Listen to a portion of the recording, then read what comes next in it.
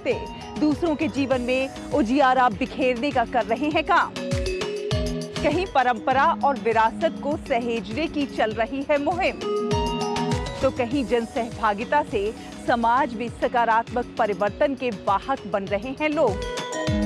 होंगी और भी अच्छी खबरें, देखिए मेरे साथ गुड न्यूज जज्बा इंडिया का।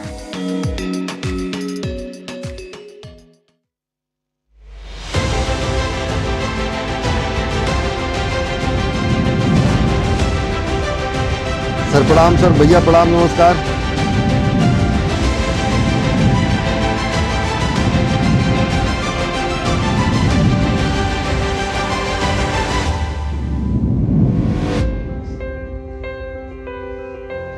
नमस्कार, हमारे विशेष कार्यक्रम जनादेश में अभी आप सभी का स्वागत है। मैं हूं अश्विनी कुमार मिश्र। जनादेश यानी देश में हो रहे लोकसभा चुनाव के स्पष्ट और निष्पक्ष खबरें। देश भर में चुनावी सरगर्मी रफ्तार पकड़ रही है।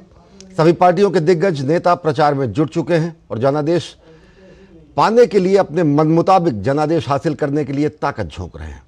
बताएंगे क्या रही दिन भर की चुनावी सरगर्मियां और चुनावी हलचल। साथ ही जानेंगे जमीनी सियासी हकीकत और मौजूदा राजनीतिक समीकरण किस ओर इशारा करते हैं।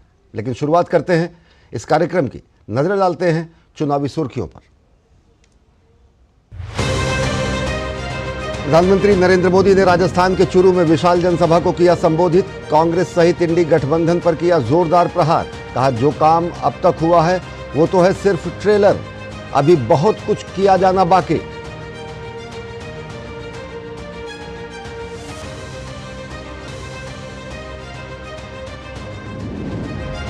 कांग्रेस ने लोकसभा चुनाव के लिए जारी किया घोषणा पत्र। न्याय पत्र नाम के घोषणा पत्र में विभिन्न वर्गों से जुड़ी गारंटियों को किया गया शामिल। कांग्रेस अध्यक्ष मल्लिकार्जुन खड़गे ने कहा, सभी के कल्याण का घोषणा पत्र में रखा गया है ख्याल।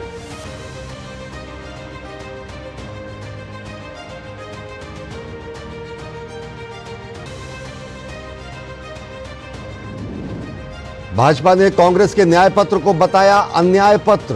भाजपा प्रवक्ता सुधांशु त्रिवेदी ने न्याय पत्र को बताया झूठ का पुलिंदा। मध्य प्रदेश के मुख्यमंत्री मोहन यादव ने न्याय पत्र को बताया चुनावी कर्मकांड।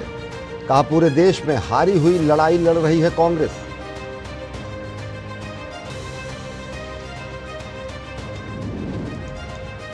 लोकसभा चुनाव के दूसरे चरण के लिए आज नामांकन पत्रों की जांच। 8 अप्रैल तक लिए जा सकेंगे नाम वापस। प्रचार अभियान धीरे धीरे पकड़ रहा है जोर। जेपी नड्डा ने हरिद्वार में किया प्रचार। योगी आदित्यनाथ ने अलीगढ़ और बागपत में भाजपा के लिए मांगे वोट। ममता बनर्जी ने अलीपुरद्वार में भाजपा की गारंटी को बताया जीरो।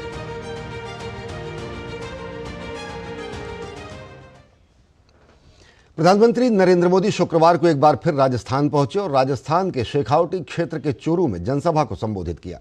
उन्होंने कांग्रेस के घोषणा पत्र पर तंज कसा और वहीं केंद्र सरकार की उपलब्धियां और योजनाएं भी गिनाई। उन्होंने कहा कि देश हित से ज्यादा कांग्रेस ने हमेशा तुष्टीकरण को प्राथमिकता दी है।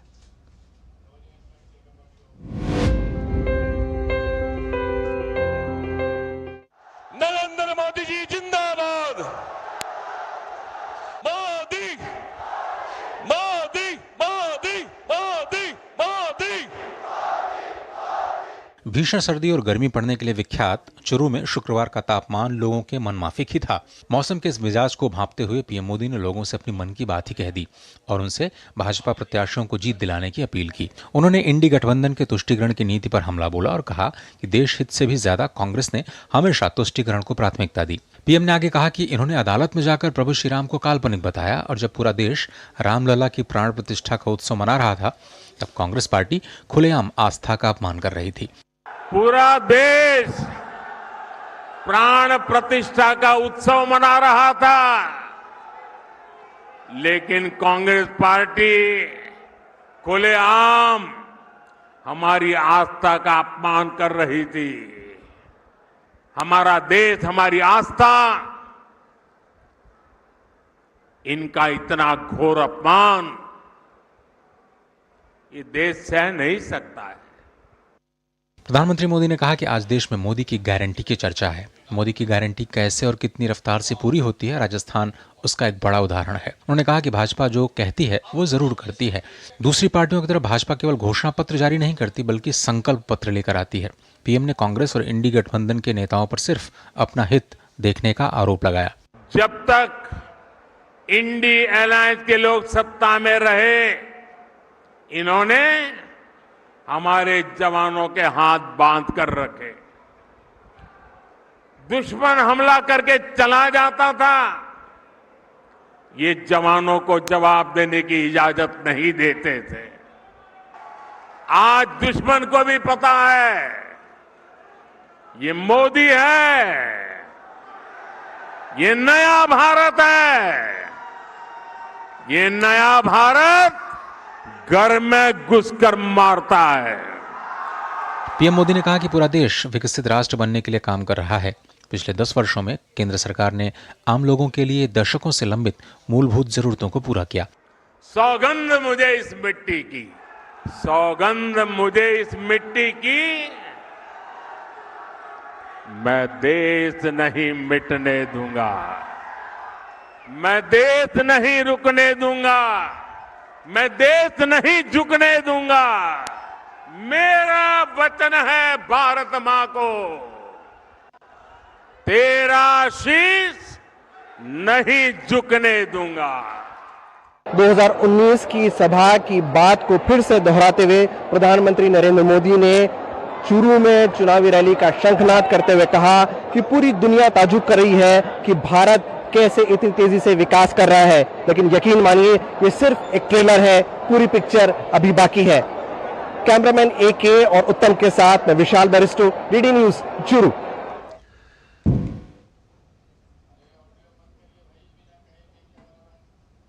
और वहीं लोकसभा चुनाव के लिए कांग्रेस ने अपना चुनाव घोषणा पत्र जारी किया। कांग्रेस ने घोषणा पत्र को न्याय पत्र नाम दिया है। भाजपा ने पलटवार करते हुए कांग्रेस के न्याय पत्र को अन्याय पत्र करार दिया है।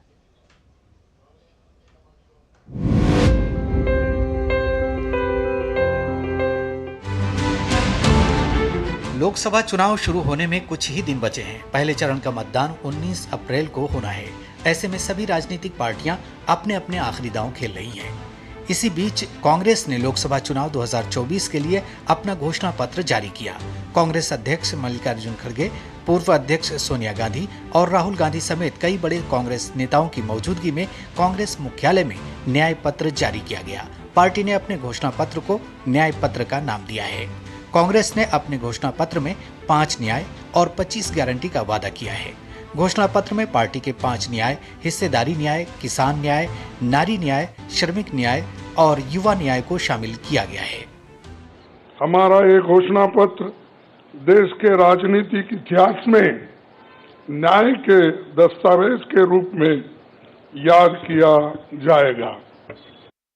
ये मैनिफेस्टो कांग्रेस पार्टी ने नहीं बनाया है,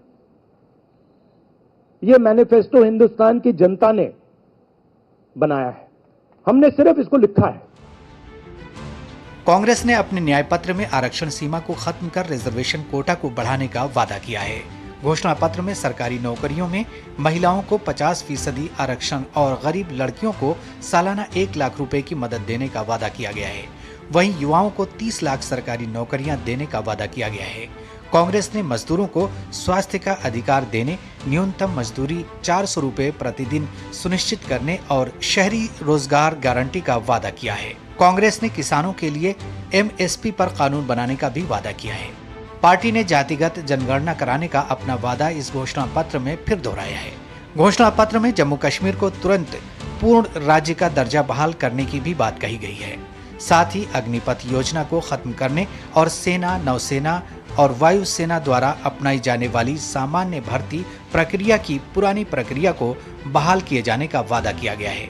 घोषणा पत्र में दावा किया गया है कि पार्टी ये सुनिश्चित करेगी कि प्रत्येक नागरिक की तरह अल्पसंख्यकों को भी कपड़ा, भोजन, भाषा और व्यक्तिगत कानूनों की पसंद की स्वतंत्रता हो। वहीं भाजपा ने कांग्रेस के न्याय पत्र को अन्याय पत्र की संज्ञा देते हुए कहा कि कांग्रेस ने अपने शासन में समाज के हर वर्ग के साथ अन्याय किया है। इन्होंने अपने घोषणा पत्र का नाम रखा है न्याय पत्र। मतलब 55 साल तो अन्याय किए हैं, मान लिए हैं। जिन्होंने भारत की सामाजिक समरसता के साथ न्याय नहीं किया, जिन्होंने भारत की योग्यता के साथ कभी न्याय नहीं किया, और मजे की बात, विदेशी फोटो लगाते हैं। कांग्रेस ने का घोषणा पत्र, जिसको न्याय पत्र नाम दिया है, कांग्रेस अन्याय के पहाड़ पे बैठी हुई सदैव पूरी देश के किसान, गरीब, मजदूर, युवा सबके साथ अन्याय करते हुए उन्होंने अपना समय गुजारा है। भले ही कांग्रेस पार्टी ने महिलाओं, युवाओं, गरीबों और श्रमिकों के लिए कई लुभावने वादे किए हैं, लेकिन कांग्रेस के घोषणा पत्र से सरकारी कर्मचारियों को पुरानी पेंशन स्कीम देने का वादा गायब है। बता दें कि हिमाचल प्रदेश, राजस्थान और छत्तीसगढ़ जैसे राज्यों में कांग्रेस की सरकारों ने पुरानी पेंशन स्कीम को लागू करने का ऐलान किया था। धीरज कुमार के साथ जनादेश डेस्क, डीडी न्यूज।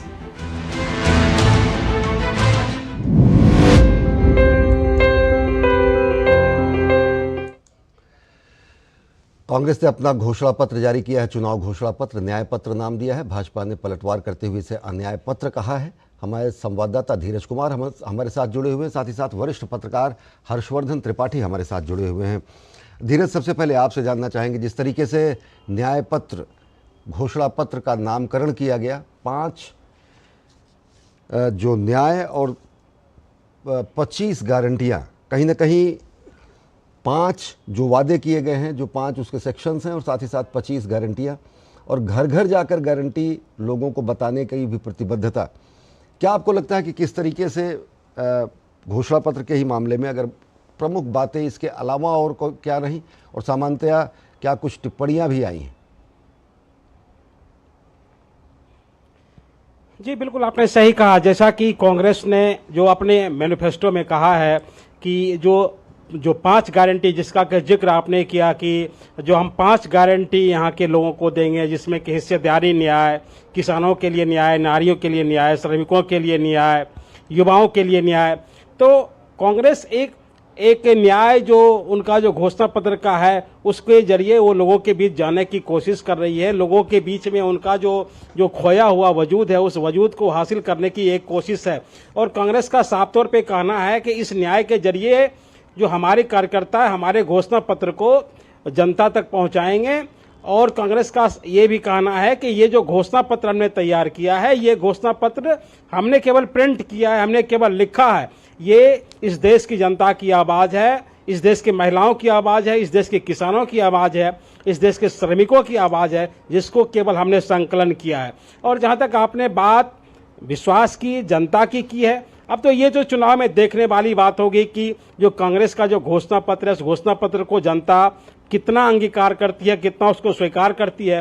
क्योंकि वायदे, बड़े बड़े वायदे किए गए हैं। चाहे अगर हम बात कर लें तो महिलाओं के लिए कहा गया है कि हर जो महिलाएं हैं उनको 1 लाख रुपये आर्थिक सहायता के रूप में दिया जाएगा। युवाओं के लिए जो रोजगार की 30 लाख रोजगार की बात की गई है, इंडस्ट्री की बात की गई है। और जो साफ तौर पे कहा है कि जबकि हमारी सरकार बनेगी तो टैक्स की जो बात कही, बार बार राहुल गांधी कहते थे कि कि टैक्स के आधार पर सरकार इस देश की जो लोगों को लूट रही है, तो टैक्स में सुधार की बात कर रही है, तो इंडस्ट्री की बात कर रही है, इंफ्रास्ट्रक्चर की बात कर रही है। सर, कांग्रेस पार्टी जो इसका लबोलुआब ये है कि कांग्रेस पार्टी जो उनका जो जनाधार है, खोया हुआ जनाधार है, और कांग्रेस पार्टी ये चाहती है कि जो हमारी 25 गारंटी और 5 न्याय, इसके जरिए इस देश के तमाम तबकों को हम समेट पाएं, वहां तक कांग्रेस की बात को पहुंचा पाएं, और जिसके जरिए उनकी जो खोई हुई साख है उसको वापस ला सकें। जी धीरज, हमारे साथ बने रहे। हमारे साथ वरिष्ठ पत्रकार हर्षवर्धन जी साथ जुड़े हुए हैं। हर्षवर्धन त्रिपाठी जी, आपसे जानना चाहेंगे, इसके पहले भी चुनाव घोषणा पत्र जो किए गए, वादे चुनावी मौसम में आते रहते हैं। शब्दशः अगर देखें तो कहीं एक तरफ मोदी की गारंटी है और फिर कहीं पर 25 गारंटियां कांग्रेस दे रही है। किस रूप में देखते हैं? चुनाव घोषणा पत्र जारी करना सभी राजनीतिक दलों का अधिकार है, लेकिन ज़मीनी हकीकत की जो बात कही जा रही है कि जन जन के उद्गारों को इसमें शामिल किया गया है, कितनी सच्चाई, कितना व्यवहारिक और कितना ये राजनीतिक रूप से असरदार? देखिए, मुझे लगता है कि अच्छा है कि पार्टियां अभी भी चुनावी घोषणा पत्र जारी करती और उसको न्याय पत्र कह दिया कांग्रेस ने। भारतीय जनता पार्टी जब जारी करती है तो संकल्प पत्र कहती है। तो अपने अपने तरीके से पार्टियां इसको जारी करती हैं, लेकिन बड़ी एक मुश्किल है भारतीय राजनीति में जो घोषणा पत्र में होता है, सरकार आने के बाद कितना उसका हिस्सा लागू होता है, ये एक बहुत बड़ी समस्या है। और दूसरा ये कि लागू करने लायक कितना होता है। जी। अब मैं कांग्रेस का घोषणा पत्र देख रहा था, वो कह रहे हैं कि जितने भी बच्चे देश में 11वीं 12वीं के हैं सबको 9 से 12 तक के सबको वो मोबाइल दे देंगे। वो कह रहे हैं कि हम आपको सबको 1 लाख रुपए, जो भी बच्चा पढ़कर निकलेगा उसको हम 1 लाख रुपए साल का देंगे, यानी करीब 8 साढ़े 8 हजार रुपए महीने होगा।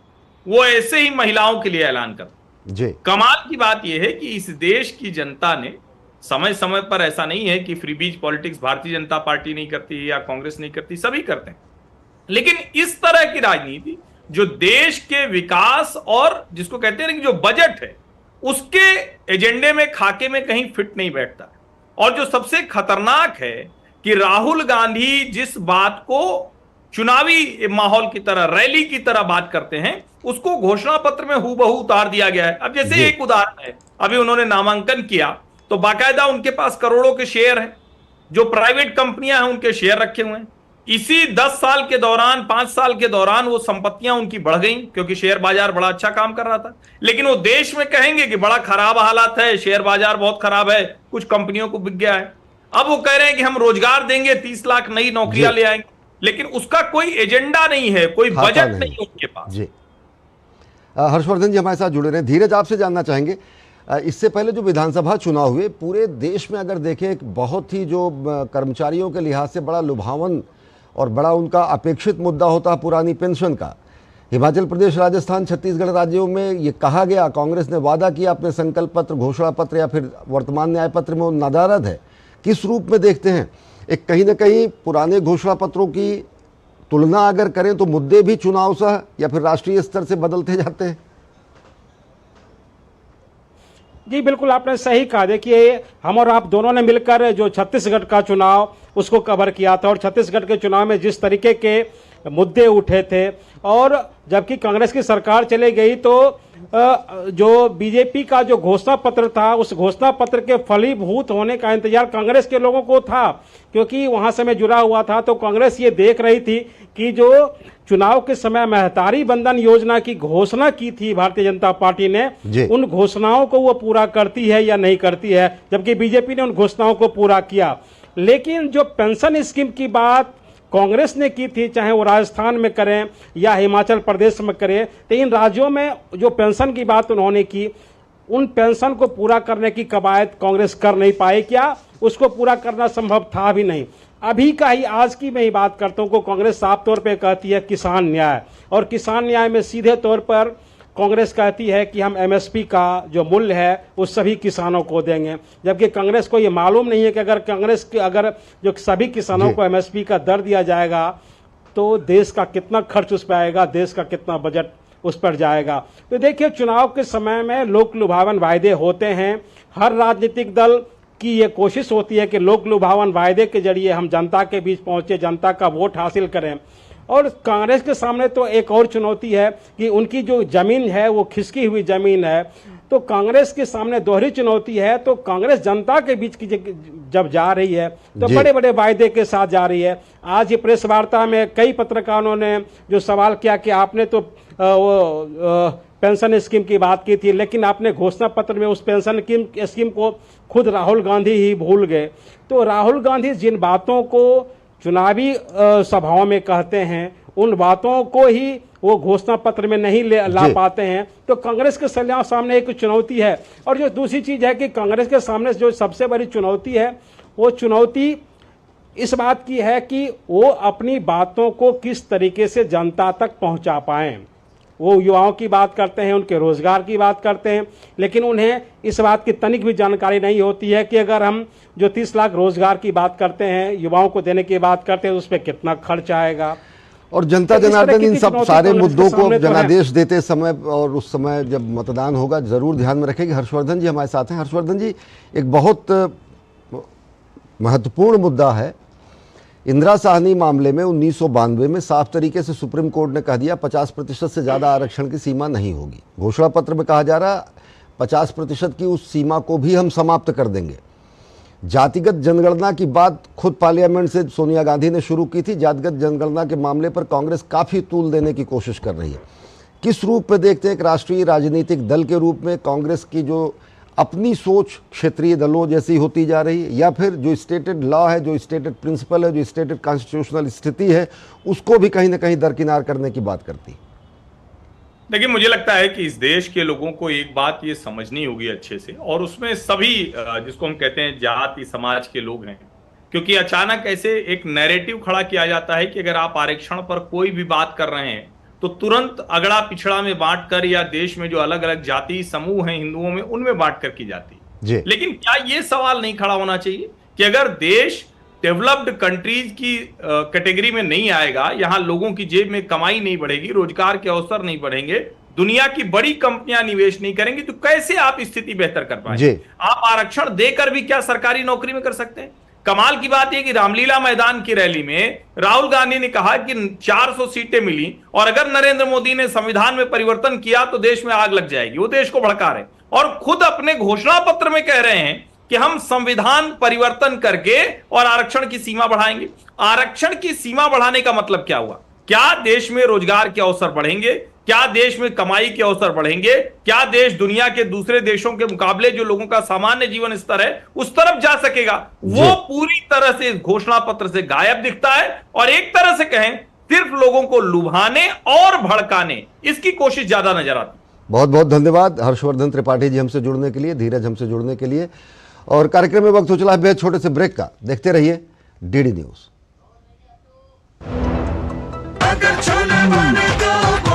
गोल्डी छोले मसाले, जहाँ जाए रिश्ते बनाए, जहाँ जाए रिश्ते बनाए, गोल्डी मसाले। यकीन है खुद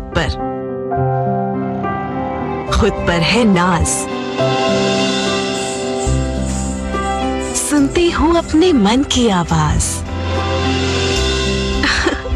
कभी शर्मीली तो कभी हूँ जाबाज, रुकना मेरी आदत नहीं, थमना मेरी चाहत नहीं,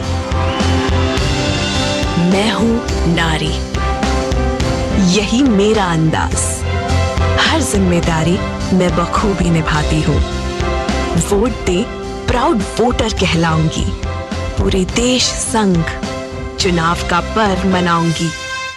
बेटा, इस साल का जो प्रॉफिट है वो इंटरेस्ट पे डाल देंगे, हर महीने ब्याज का पैसा आता रहेगा। अगर रेगुलर इनकम ही चाहिए तो आप वो पैसे फिक्स्ड इनकम फंड्स में डाल दो। वो क्या होता है? वो एक तरह के म्यूचुअल फंड्स है। म्यूचुअल फंड से भी कभी फिक्स्ड इनकम आता है क्या? फिक्स्ड इनकम म्यूचुअल फंड्स चुने हुए ब्याज देने वाली कंपनी बॉन्ड्स, गवर्नमेंट बॉन्ड्स और मनी मार्केट में इन्वेस्ट करते हैं, इक्विटी मार्केट में नहीं। सिस्टमैटिक विथड्रॉवल प्लान से आपको on the dot fixed amount भी आता रहेगा। म्यूचुअल फंड में फिक्स्ड इनकम वाली बात सही है। म्यूचुअल फंड निवेश बाजार जोखिमों के अधीन है। योजना से जुड़े सभी दस्तावेजों को ध्यान से पढ़ें। मैं क्या जी, सब जानते हैं, जहां दिखे मारियो, अपना समझ के खा लियो। स्वाद से सबको दीवाना कर दे, दीवाना कर दे। पता का चाय, गजब का स्वाद। जनादेश में एक बार फिर आप सभी का स्वागत है। रुक करते हैं अन्य अहम खबरों की तरफ। भाजपा के राष्ट्रीय अध्यक्ष जेपी नड्डा ने हरिद्वार में जनसभा को संबोधित करते हुए कांग्रेस पर तंज कसा। जेपी नड्डा ने कहा कि घोटाले के मामले में कांग्रेस ने न जल छोड़ा है, न थल छोड़ा है और न ही नभ में घोटाला करना छोड़ा है। कोई ऐसा लोग नहीं है जो कांग्रेस के घोटालों से अछूता हो। आप बताइए, कांग्रेस ने बॉफर्स का घोटाला किया था कि नहीं किया था? चीनी का घोटाला किया था कि नहीं किया था? चावल का घोटाला किया था कि नहीं किया था? पनडुब्बी का घोटाला किया था कि नहीं किया था? कोयला का घोटाला किया था कि नहीं किया था? हेलीकॉप्टर वेस्टलैंड का घोटाला किया था कि नहीं किया था? 2G का घोटाला किया था कि नहीं किया था? 3G का घोटाला किया था कि नहीं किया था? यानी कांग्रेस ने न आकाश छोड़ा, न नभ, न जल, न थल, न पाताल, कोई लोक नहीं छोड़े जहां भ्रष्टाचार नहीं किया।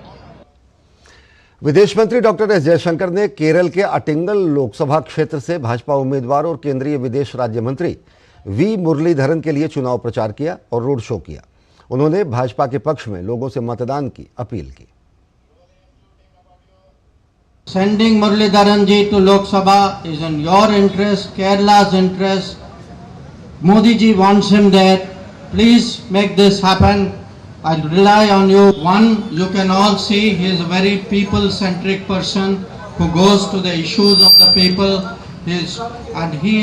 Will be a great representative to make sure that all the yojanas and abhiyans of Modi ji, whether it is Kisan Samman Nidhi, whether it is Jal Jeevan Mission, whether it is Mudra loan, that all the benefits reach you. If you ever have any issues, he is the kind of person who will deal with it and make sure that every abhiyan works. Uttar Pradesh के मुख्यमंत्री योगी आदित्यनाथ ने अलीगढ़ और बागपत में चुनाव सभाओं को संबोधित किया और भाजपा प्रत्याशियों के पक्ष में वोट मांगे। उन्होंने राज्य में सुशासन की बात करते हुए कहा कि उपद्रव के लिए जाना जाने वाला उत्तर प्रदेश आज उत्सव प्रदेश बन गया है। उपद्रव के लिए जाना जाने वाला उत्तर प्रदेश उपद्रव के लिए नहीं, आज उत्सव प्रदेश बन गया है। उत्सव प्रदेश, कहीं रामोत्सव, कहीं रंगोत्सव, ये उत्तर प्रदेश की पहचान बन गई है। पश्चिम बंगाल की मुख्यमंत्री ममता बनर्जी ने अलीपुरदुआर में एक जनसभा को संबोधित किया। ममता बनर्जी ने बीजेपी पर निशाना साधते हुए कहा कि बीजेपी की गारंटी जीरो है। पश्चिम बंगाल के मुख्यमंत्री ने कहा कि 2 बार भाजपा जीती है, उन्होंने चाय बागान के मजदूरों के लिए कुछ नहीं किया। लोकसभा चुनाव को लेकर सभी पार्टियां एक्टिव मोड में हैं। हरियाणा के पूर्व डिप्टी सीएम दुष्यंत चौटाला ने कहा कि भाजपा का 400 पार का नारा इशारा कर रहा है कि अब की बार एनडीए 200 से नीचे सीटों पर सिमट जाएगी। 1977 में एक नारा दिया था, India is Indira, Indira is India, और इंदिरा गांधी खुद चुनाव हार गई थी, मोरारजी देसाई देश के प्रधानमंत्री बने। तो 400 पार की जो बात है, कहीं जनता वो जनमत ना दे, और जिस तरह से चर्चाएं मैं मानता हूं कि 200 से नीचे एनडीए को लागू देता चाहिए। पश्चिम बंगाल के दक्षिण कोलकाता से सीपीआईएम उम्मीदवार सायरा शाह हलीम ने चुनाव प्रचार किया। उन्होंने रोड शो भी किया। सायरा शाह हलीम अभिनेता नसरुद्दीन शाह की भतीजी है।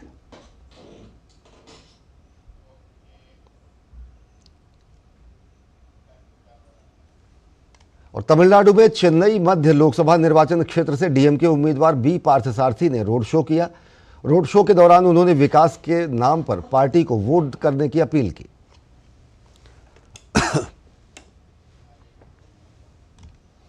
विकासशील इंसान पार्टी वीआईपी के मुकेश सहनी को आखिरकार ठौर मिल गया है। अब राष्ट्रीय जनता दल ने उनसे समझौता कर लिया है।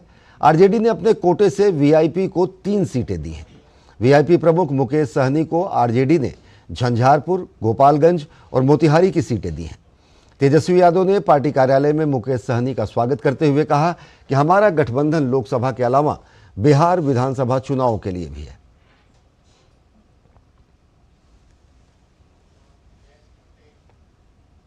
महागठबंधन में मुकेश सहनी जी का हम स्वागत करते हैं। इन्होंने काफी परिश्रम किया, काफी मेहनत की, अति पिछड़ा समाज को जोड़ने में, उनकी समस्याओं को उठाया, उनके अधिकार के लिए इन्होंने संघर्ष किया। मांड्या से बीजेपी समर्थित सांसद सुमन लता औपचारिक रूप से भाजपा में शामिल हो गई हैं। बीजेपी में शामिल होने के बाद उन्होंने कहा कि मांड्या में बीजेपी जेडीएस गठबंधन के उम्मीदवार एचडी कुमारस्वामी का भरपूर समर्थन करेंगे। उन्होंने कहा कि केंद्र की भाजपा सरकार ने बिना किसी भेदभाव के मांड्या लोकसभा क्षेत्र को 4000 करोड़ रुपए का अनुदान दिया। और नई दिल्ली में आज निर्वाचन आयोग ने देश में मतदान का प्रतिशत और बढ़ाने के उपायों को लेकर देश भर के मुख्य निर्वाचन अधिकारियों और जिला निर्वाचन अधिकारियों के साथ मिलकर एक सम्मेलन का आयोजन किया। इस अवसर पर मुख्य निर्वाचन आयुक्त राजीव कुमार ने कहा कि लोकसभा में पिछली बार 67% मत प्रतिशत था। हमने इन सभी इलाकों में डीईओ से सीधे संपर्क किया है ताकि इन क्षेत्रों में मतदान प्रतिशत बढ़ाया जा सके। चुनाव आयोग की हमेशा कोशिश होती है कि मतदान प्रक्रिया में कोई भी मतदाता ना छूटे, यानी मतदान ज्यादा से ज्यादा हो। इसी लक्ष्य को आगे बढ़ाते हुए नई दिल्ली में निर्वाचन आयोग ने देश में मतदान का प्रतिशत बढ़ाने के उपायों को लेकर देश भर के मुख्य निर्वाचन अधिकारियों और जिला निर्वाचन अधिकारियों के साथ मिलकर एक सम्मेलन बुलाया, जिसमें कम मतदान वाले इलाकों में मतदान प्रतिशत बढ़ाने पर बल दिया गया। इस अवसर पर मुख्य निर्वाचन आयुक्त राजीव कुमार ने कहा कि लोकसभा में पिछली बार का वोट परसेंटेज 67% था और हमने यह पता लगाने की कोशिश की है कि इससे आगे इसे कैसे बढ़ाया जाए। Combinedly, we have to now create a movement from today. We have still 2 months left. Voting has yet to start. How we can create a movement in which people themselves take initiative and come out, and in that sense everybody joins us in this. चुनाव आयोग ने अपने SVEEP कार्यक्रम के तहत पहली बार एक data तैयार किया है कि कैसे मतदान का प्रतिशत बढ़ाया जाए। पिछली बार के लोकसभा चुनाव में 266 लोकसभा क्षेत्र ऐसे थे जहां पर 67% से नीचे मतदान प्रतिशत रहा, जिसमें 215 ग्रामीण और 51 शहरी क्षेत्र थे। जबकि राज्यों के हिसाब से देखें तो जम्मू कश्मीर, पंजाब, राजस्थान, गुजरात, महाराष्ट्र, उत्तर प्रदेश, बिहार जैसे अन्य राज्यों में एवरेज मतदान से कम प्रतिशत रहा था। चुनाव आयोग ने इन सभी इलाकों के डीईओ यानी जिला निर्वाचन अधिकारियों के साथ सीधा संपर्क किया है ताकि मतदान का प्रतिशत बढ़ सके। मतदान से पहले मतदान का प्रतिशत बढ़ाने के लिए चुनाव आयोग ने एक अनूठी पहल शुरू की है और इसके जरिए एक सम्मेलन के माध्यम से इस बात का पता लगाया जा रहा है कि जो मतदान का प्रतिशत एवरेज से कम था उसकी वजह क्या थी। मुख्य चुनाव आयुक्त ने इस बात का दावा किया है कि हम हर हाल में सफल होंगे और इस बार अपने एवरेज को आगे बढ़ाएंगे। कैमरामैन कुमार दत्ता के साथ ऋषि कुमार, डीडी न्यूज़, दिल्ली। और आइए अब आपको जाते जाते छोड़ जाते हैं लोकसभा चुनाव से जुड़े कुछ रोचक तथ्यों के साथ। मुझे दीजिए अनुमति। नमस्कार।